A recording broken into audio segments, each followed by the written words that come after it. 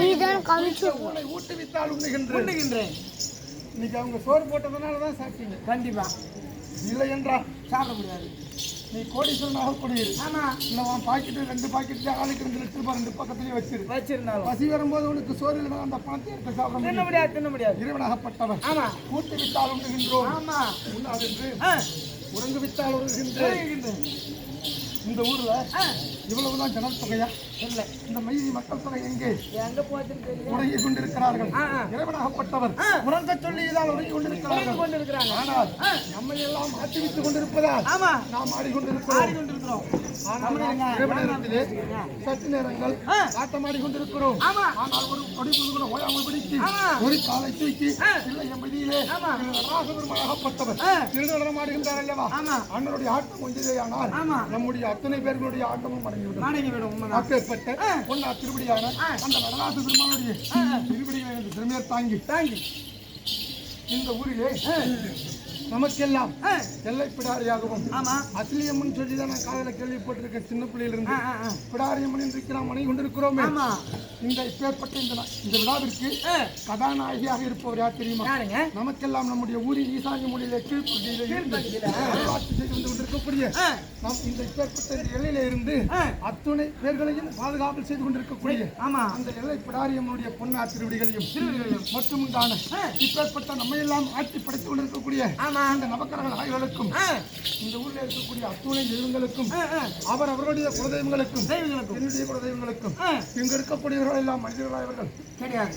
ஒருவர் கூட மனிதர்களே கிடையாது. இவர்கள் அத்தனை பேர்களும் என்னுடைய கண்ணிற்கு தெய்வங்களாகத்தான் தோன்றுகின்றார்களே தவிர ஒருவர் கூட மனிதர்களாக தென்படுவதே கிடையாது. அப்படி இப்பேற்பட்ட அத்துணை தெய்வங்களுக்கும் நம்முடைய நாடக கலைக்குழுக்களுக்கும் நமக்கு முன்பாகத்தானே வழிகாட்டியாக இருந்த எனக்கு ஆறுயிர் பெரியப்பா சன்னியாசி கவுண்டர் முன்னாள் தலைவர் அவர்கள் அண்ணாவுடைய பொன்னாத்திரவர்களுக்கும் இந்த நாடகத்தை யார் யாரெல்லாம் சீரோடும் சிறப்போடும் இந்த எல்லையில செட்டியந்தூர் கிராமம் தான் வருடம் ஒரு முறை தவறாம இந்த நாடகம் நடத்துவாங்க. இதை வச்சுதான் நாங்கள் மற்ற ஊர்ல தமிழ்நாடு முழுக்க ஒரு ஊர் நடத்துவாங்க. ஒரு சில ஊர்ல நிறைய நிலங்கள் பிரச்சனைகள் இருக்கும்போது நடத்துவாங்க. அப்ப மட்டும் நடத்துவாங்க. அப்படி இந்த இடத்துல நேற்று பேச மழை இன்னைக்கு போட்ட காலம். 2000 ஆரம்பிச்சோம். 2024 ஆண்டு சீரோடும் சிறப்போடும் மகத்தானே இந்த தெருக்கூத்து கலையை இப்பேற்பட்ட இந்த நாரதர் கழகம் என்னும் சனிபாரதரது புண்ணியத்தை எழுதி வைத்து நமக்கெல்லாம் மனித வளர்த்து விட்டு சென்றார் அல்லவா? இந்த நாடகத்தை எழுதிய சுரக்கல்பட்டு துரைசாமி படையாட்சியார் அண்ணாவுடைய பொன்னாட்டிகளுக்கும் எனக்கு இப்பேற்பட்ட அத்தனை கலைகளையும் கற்றுக் கொடுத்த இந்த ஊரின் முன்னோடிகளுக்கும் மனதரமான்களுக்கும் தலைவர் பெருமக்களுக்கும் இன்னும் மட்டுமுண்டான அத்தனை கிராமப்புற மக்களுக்கும் இருக்கக்கூடிய இந்த சின்னஞ்சிறு குழந்தைகளுக்கும் அவரோட பூஜையாக இருக்கக்கூடிய தங்களுக்கும் சரிங்க இந்த சின்னஞ்சிறியுடன் அழகக்கூடிய வந்த வணக்கம் வணக்கம் வணக்கம்.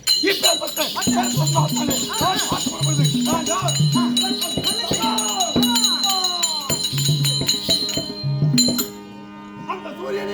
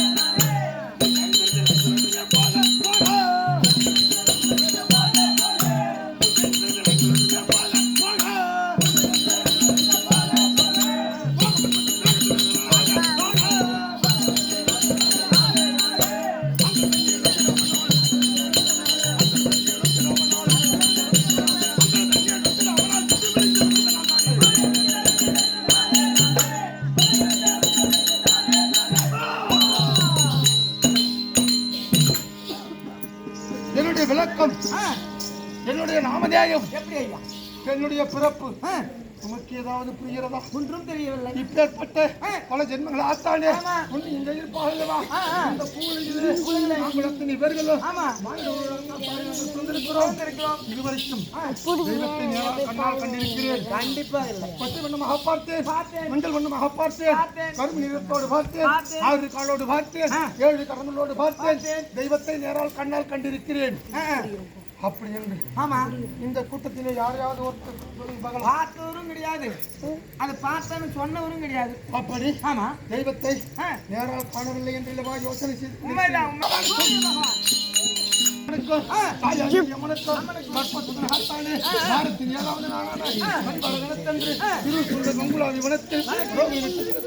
சனிக்கிழமை சரியாக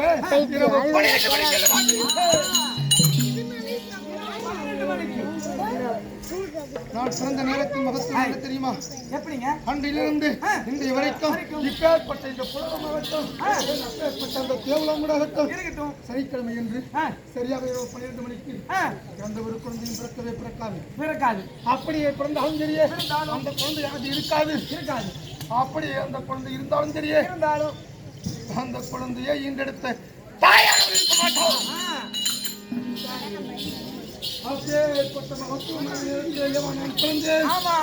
நான் பிறந்த மாத்திரத்திலேயே என்னுடைய அழகை பார்த்து என்னுடைய அழகை எப்பேற்பட்ட உங்கள் அழகை சொல்ல முடியாது. ஏன் இப்பேற்பட்ட இந்த புலகமாகட்டும், அப்பேற்பட்ட அந்த தேவலங்கூடாகட்டும் இருக்கட்டும், என்னை போன்ற அழகானவர்கள் இந்த இடத்துல கொண்டு வந்து நிறுத்தி பார்க்கலாம். கிடையாது. அந்த புள்ள கூட நல்லா போன்று அழகானவர்கள் இல்லைங்க யாருமே கிடையாது. என்னுடைய அழகை பார்த்து இந்த இடத்த தாயகப்பட்ட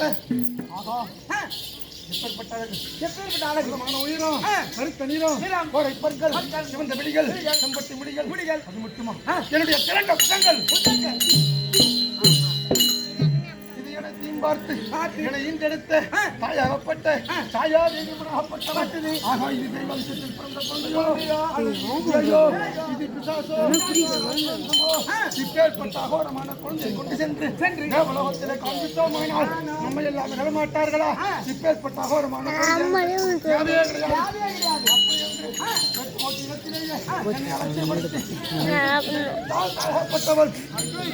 அந்த காலகட்டத்திலே நானும் தாயின் முகத்தை கூட பார்த்தது கிடையாது. பார்க்கல. மகா பசுவடையில வாழ்ந்து கொண்டிருந்தேன். அந்த காலகட்டத்திலே வெளியாகத்தானே மறைந்து விட்டு கையாட்சி சென்று கொண்டிருக்கிறார்கள். உங்கள் சாமி தாங்களோ இப்பேற்பட்ட அத்தனை ஜீவராசி இருக்கும்படி இழக்கக்கூடியவர் ஆயிற்று. ஆனால் இப்பேற்பட்ட இந்திய பொழுதிலே இந்த ஆரோக்கியமான காலகட்டத்திலே ஒரு குழந்தை நண்பர் நடக்கின்றது. அப்படி என்று பார்வதி அம்மா தன்னுடைய கணவர் இடத்துல சொல்லுது.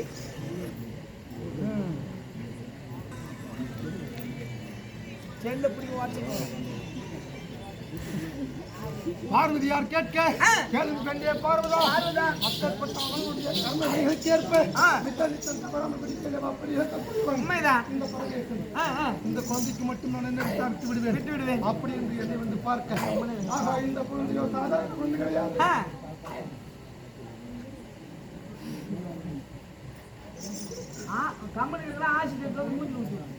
இப்பேற்பட்ட இந்த குழந்தையினுடைய குழந்தையால் பலவித வினோதம் நடக்க வேண்டியிருக்கிறது.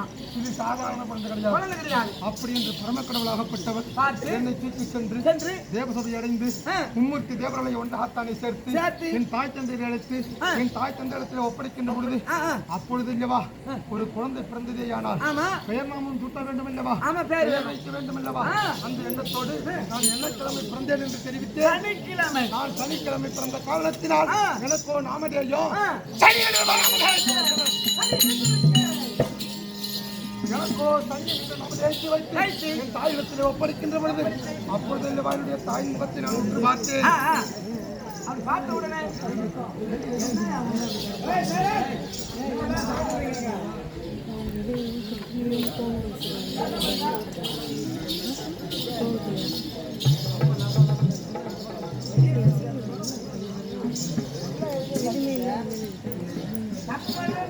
எனக்கு ஒரு பங்கு எடுத்து